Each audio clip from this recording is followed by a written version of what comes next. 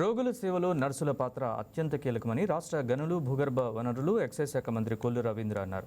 వైద్యులు స్టెథోస్కోప్తో పరీక్షిస్తే నర్సులు మనసుతో రోగులను ఆదరిస్తారని కొనియాడారు. కృష్ణా జిల్లా మచిలీపట్నం సమీపంలోని పోతేపల్లిలో గ్రేస్ నర్సింగ్ కాలేజ్ నిర్వహించిన బీఎస్సీ నర్సింగ్ 11వ బ్యాచ్ విద్యార్థుల సర్టిఫికెట్ల ప్రధానోత్సవంలో పాల్గొన్న మంత్రి ఉత్తీర్ణులైన విద్యార్థులకు అవార్డులు, సర్టిఫికెట్లు అందజేశారు.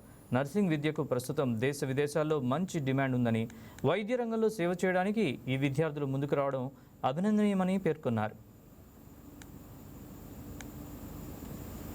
ఒక ఏఎన్ఎం స్కూల్గా ఇది స్టార్ట్ అయింది.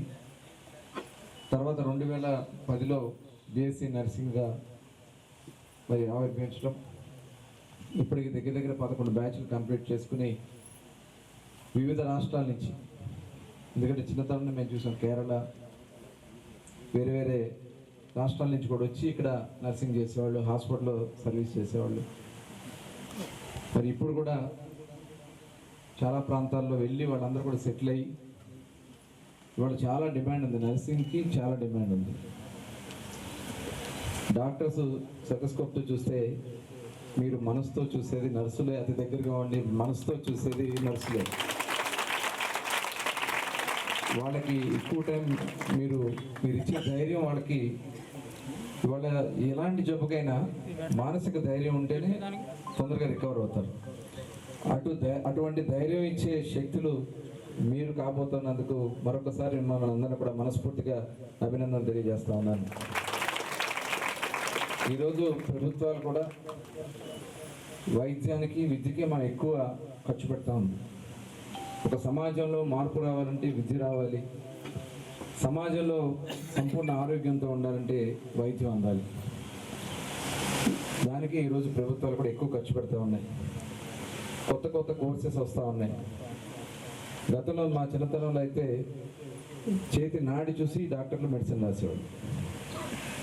ఈరోజు ప్రతిదానికి టెస్ట్, జ్వరం వచ్చిన టెస్ట్, కడుపు నొప్పి వచ్చినా ఏదో టెస్ట్లే ఉంటాయి, స్కానింగ్, ఎంఆర్ఐ స్కాన్లు, ఇలా రకరకాలు వచ్చేసి. ఎందుకంటే ప్రతిదీ కూడా అంత వేరియంట్స్, రకరకాలైనటువంటి వేరియంట్స్ వచ్చేసినాయి. అది ఏదైనా కావచ్చు, మనం తినే ఆహారం కానీ, మనం పీల్చే గాలి వల్ల కానీ, మనం వాడే మంచినీటి వల్ల కానీ.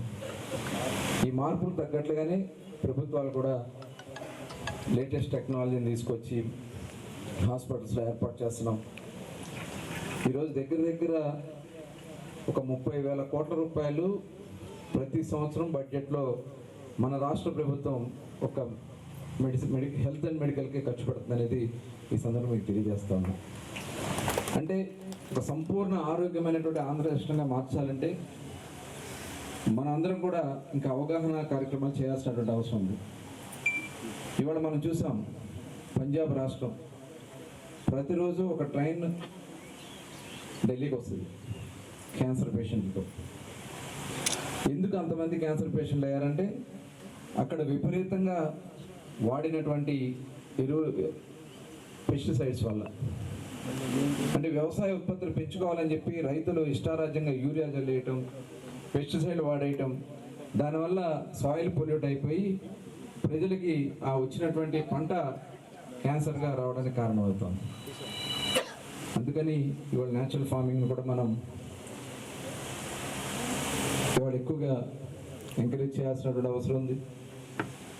అలాగే వాటర్ పొల్యూషన్ కానీ, ఎయిర్ పొల్యూషన్ కానీ చిన్నపిల్లల దగ్గర నుంచే మనం వాళ్ళకి ఒక మంచి అలవాట్లు నేర్పించాల్సినటువంటి అవసరం ఉంది. మరి అలాంటి పరిస్థితుల్లో ఇవాళ ప్రపంచం మొత్తం అలాగే ఉంది. అందుకనే చాలామంది అవగాహన కలిసి ఆర్గానిక్ వెళ్తూ ఉన్నారు. ఆర్గానిక్ ఫార్మింగ్ కూడా పెరగాల్సినటువంటి అవసరం ఉంది. అయితే నర్సెస్ మటుకి చాలా డిమాండ్ ఉంది ప్రపంచవ్యాప్తంగా కూడా. ఇవాళ మీరు ఏ దేశం వెళ్ళినా కూడా మీకు ఖచ్చితంగా అక్కడ అవకాశాలు వస్తాయి. మరి అటువంటి వృత్తిని ఎన్నుకుని ఇవాళ ఉత్తీర్ణులై మీరు ముందుకెళ్తున్నందుకు మనస్ఫూర్తిగా మరొకసారి మిమ్మల్ని అందరూ కూడా అభినందనలు తెలియజేసుకుంటూ, మరి ఈ కార్యక్రమంలో పాల్గొనే అవకాశం కల్పించిన రమేష్ గారికి, వారి టీం అందరికీ కూడా మనస్ఫూర్తిగా అభినందన.